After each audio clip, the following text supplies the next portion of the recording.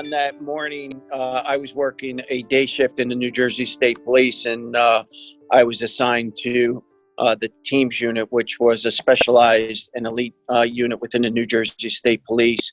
And it stood for Technical Emergency and Mission Specialist. And what that was, there was 30 troopers out of about 3,000 at that time that were qualified with this training. And we were basically the SWAT team. We were the snipers. We were the heavy rescue people. We were the divers for the state police. Anything with high profile dignitaries, presidents, heads of state, things like that. We were dignitary protection. And that was my full-time position at the time of 9/11. I was actually the acting sergeant at the time. I was being promoted to sergeant soon thereafter. So on that morning, I was in Troop C, Princeton headquarters, which was the headquarters for the central part of the state that I worked out of. Was in there doing administration work while the rest of my folks, there was 10 of us on the team in the central part of the state, were down on the range and they were shooting, practicing with their weapons. So I was doing the administration work, and somebody, I don't remember who it was, came up into my office and said, "Hey, a plane just hit the World Trade Center. You want to go downstairs and take a look?" And I was like, "Yeah, I'll be down in a second." And by no means did I think it was to the magnitude of what we experienced. I was just thinking that, it could have been a Piper plane or something that was out of the air or in the airspace that they weren't supposed to be in. So, I kind of took my time, and then I seen people scurrying around and saying, "Hey, did you see what happened at the Trade Center?" Went downstairs into my lieutenant's office, and at that time, the second plane, we watched it came and hit the tower. And immediately we all looked at each other and we knew what was happening, that this was a terrorism event. And with that being said, my lieutenant said, "You better start finding out where the guys are and, get the equipment together because New York's going to need help." So, fast forward, notify the guys, put them on standby in case NYPD or FDNY was going to need any assistance at the time with, rescue operations, because it looked like it was a catastrophic event with a terrorism attack on America where 2 towers were hit at the time. Shortly thereafter, probably, I want to say around 11:30, we got a call from the governor, who was Governor McGreevey at the time, activating resources of the New Jersey State Police into New York City to help out.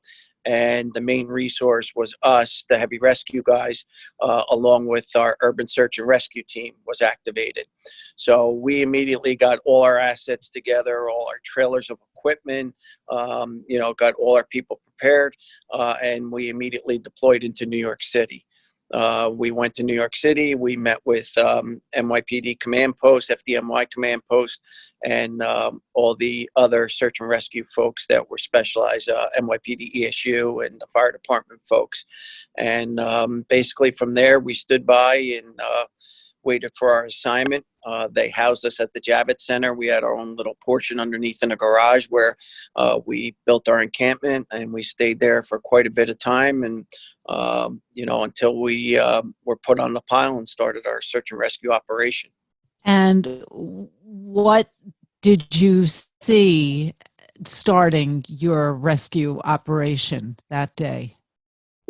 My first observation as the boss, because I was with 2 other sergeants by the name of Jim Cran and Jay Peacock, one from South Jersey, one from North Jersey.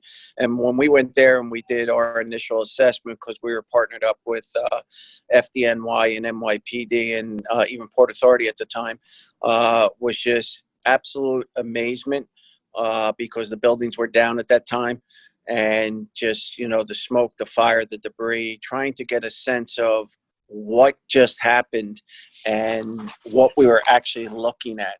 I mean, to know several hours ago that those buildings stood as tall as they did, and now they were just succumbed to a pile of rubble, and to know that thousands of people maybe in that rubble, and police and fire and everybody else, most definitely we were going to see a catastrophic loss of life in there.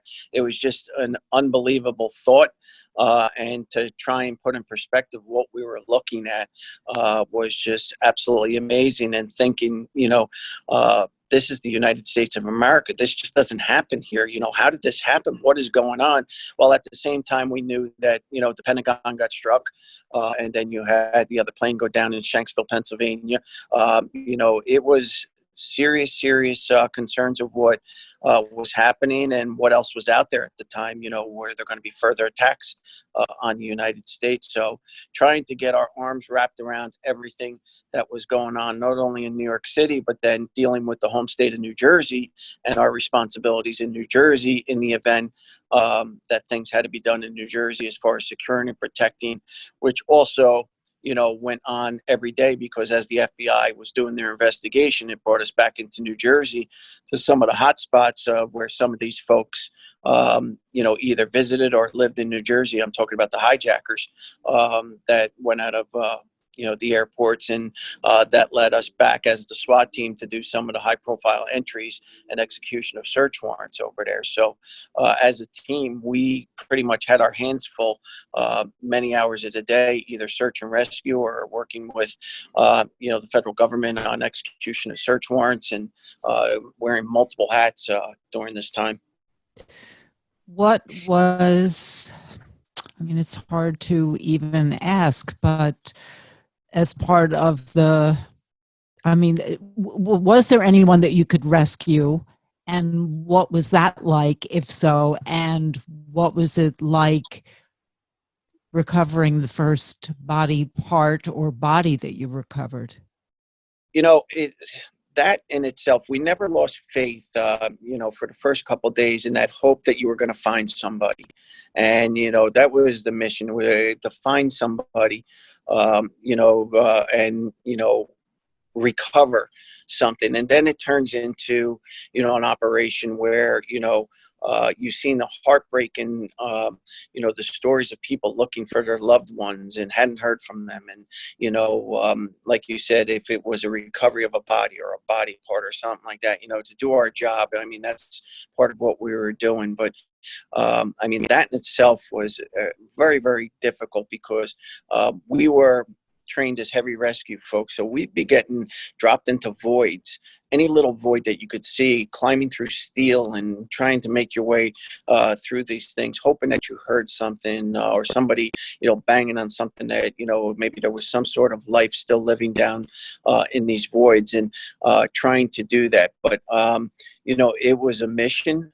You knew the importance of the mission, either to save, rescue, or unfortunately it led to recovery of many bodies, body parts, and the things that we've seen. And that was our job, to do that, to hopefully, unfortunately give a family some sort of closure that their loved one was located, and or we can verify that the person passed away in these attacks. And we did everything humanly possible to preserve and give dignity to that loss of life, and doing it in a way that was very professionally done. And at the same time, know that there was 343 firemen, I believe it was 23 NYPD officers and 37 Port Authority officers that were in that rubble that succumbed to their injuries. And the Port Authority, which I now represent, still holds the record of the largest loss of life for a police officer in one single day. And that's 37 cops were lost on that day. And that was just paralyzing to that agency at the time. So it was, very surreal what we experienced and what we were going through at the time. And as you know, there was just so many people in different agencies that were involved in, search and rescue efforts. We were a little bit different because of our training, with heavy rescue, and being able to, cut through steel and do different things with the fire department and get lowered into different voids, because we had that capability of doing it. So our operations were a little bit more intense than what you see at the bucket brigades and things like that. We were actually, in the steel, climbing under things, and, trying to locate loss of life and, recover remains however possible. Were you able to make any rescue? No rescues on our team. A lot of recovery, though. How do you deal with that when you went during that moment? During that moment, the thing was the mission of what we had to do. You really didn't wrap your arms around what just happened until it was weeks later, when you actually got a chance to sit down and actually think about everything that went on, and what the country had just went through, and start thinking about what you looked at. People would ask me, what was it like, the pile? What did it look like? And the biggest thing I always remember, and I say to people, you think about the offices in the World Trade Center. How many offices were there? How many desks, phones, computers, chairs, things like that? I did not see one phone, one desk, one chair, nothing. All the commonalities of what's inside an office, nothing was there. Everything was pulverized. It was steel and concrete and rebar, and the dust clouds, from the concrete being pulverized. But that was really interesting to me. Paper, a lot of paper all over the place, and things like that. But the biggest thing that's stuck out to me was no furniture, no phones, all the common things that you would see in an office building. And two of them of that size and the amount of offices, that actually caught up to me later. And when you thought about that, like, wow, where did all that stuff go? And, everything just got, pulverized as, the buildings came down. How did this change your life at Cetnar? Oh, it had a great impact because it was something that, my generation, obviously, it was something that we never seen. And to be attacked in the United States of America, where, we never thought that would be possible, that somebody would be able to, perform an attack of that magnitude, and not only in New York, but, out at the Pentagon also. And, how, we became vulnerable at that time. And as a country, to see how we were going to, adapt and overcome, and deal with all the adversity that just happened throughout the country, and stick together as Americans, that was a great sense of pride to see how the country reacted, and how everybody came together. And with the enormous loss of life, because I think anybody that lives in this area, in this region, probably knew someone that passed away or was killed by that tragedy. And the amount of funerals you went to, and just the way it changed everybody's life, from raising your children to your everyday thought process now. And could this happen again? Every time you heard a plane, you looked up in the sky and wondered, what was going on. When we returned to NFL football, MetLife Stadium, which used to be Giant Stadium then, the New Jersey State Police, we were in charge of the security there at the stadium. So when the NFL started back up, my unit was responsible to go and protect the venue, and have, any vulnerabilities where somebody could drive a truck bomb into a stadium, those access points where now we posted troopers with machine guns. Never in, before had we ever done that as sporting events, where we had to take those steps to protect 80,000 people going to enjoy a football game, where we had to have such security measures put in place. And, the whole world changed that day. And, even now what we do, and some of the things that we've changed in our approaches to security and how we protect different things. And it was quite a learning experience, and it changed law enforcement. I think it changed the country dramatically that day, and continues to change the country, because this is never going away. We're going to see that terrorists are always going to try and, take another shot at the United States, and hopefully we mitigate it and we succeed in some of the countermeasures that we have in place now. But this took a toll on your personal health. Yeah. Unfortunately, working on that pile, I was contracted a few years ago, where I have stage 4 cancer, renal cancer that metastasized into my lungs. And it was 100% attributable to my work at Ground Zero. The pathology report confirmed all the toxins that were in the tumor was exactly what was in the air at Ground Zero that day. So, the sacrifice that I made, that day, not only as a state trooper and an American, and now, most likely is going to cost me many years off my life, because although I'm doing okay right now, the prognosis is not a good prognosis. I know that anybody that knows anything about cancer, and, you hear the word stage 4. It's a very alarming, moniker to have put on you, where they're basically telling you it's a matter of time when this will take over and it will pretty much end your life. And I will tell you this, people ask me this question, do you regret what you did? You regret going there? And I don't. I can honestly say yes.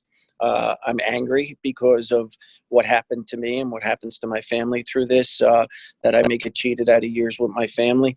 But that was what I was trained to do. That was my job that day. And, as an American, that was my responsibility to go and try and help out the rest of society and search, recover, and do our part, for a country that was just attacked. So, there's very mixed emotions on, what I'm going through and what I had to go through and what I continue to go through every day, dealing with this illness. And like I said, right now we're doing okay.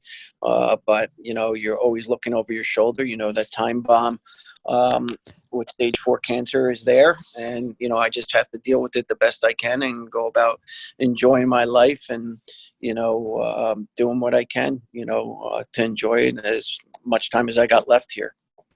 And yet you are still heading the Port Authority Police Department to this day, despite battling stage 4 cancer. Yes, and I'm sitting in my office right now speaking to you, and how ironic that, I was a New Jersey State Trooper on 9/11 when this happened, and obviously everyone knows the Port Authority owned those buildings, and the Port Authority Police Department served as the security at the World Trade Center, as well as all the bridges, tunnels, and other iconic structures in New York and New Jersey. And now I serve as the superintendent of that police department. And I mean, how things come full circle. Never in my wildest dreams did I think I'd ever be working here, but I am, and it drives me every day. Because I have such pride in not only what I did as a trooper, but now I'm part of this organization that went through a horrendous event, losing 37 police officers on that day. And now I have, a big say into the way we run this police department, how we deploy our resources, our counterterrorism, how we protect the infrastructure. And I take great pride in knowing that I can improve this operation, and we're saving lives each and every day. And the men and women out there with the Port Authority PD and all law enforcement and first responders do a tremendous job each and every day. And right now, the times that we're going through are very difficult, but we continue to be professional and hold our head high, and do our best to protect everybody each and every day. Anything you'd like to add? I don't know. I think we covered a lot of it. It's something I think for our generation will never go away, 9/11. Every generation says, when President Kennedy was killed, they knew where they were. I mean, we will never forget, like we opened up, I'll never forget where I was, what I was doing that whole day and the weeks to follow, what it was. And like I said, had a great impact, obviously, on my life because of the health issues now. But, I think that, what I contribute to society right now as a public official, and lived through that and the experiences I had. I planned the security for the Super Bowl in 2014 as a trooper, and I set all the search and recovery standards during Hurricane Sandy in New Jersey. So I've had quite a bit of experience doing a lot of high-profile things in my career. And I will say this, that my actions and things that I did on 9/11 will forever be in my memory as probably the most memorable, job and experience I've ever had, because it will never go away. And like I said, if I didn't have the cancer, I don't know how much it would stick with me. It certainly would stick with me, but the getting sick as a result of what happened down there and the air quality and things like that certainly magnifies the need to never forget what happened and all the people that sacrifice, and their families, what they sacrifice, to keep this country going, and, move on, and never quit. And that's my mantra. Never quit, never forget, and I'm never going to give up. Thank you so much.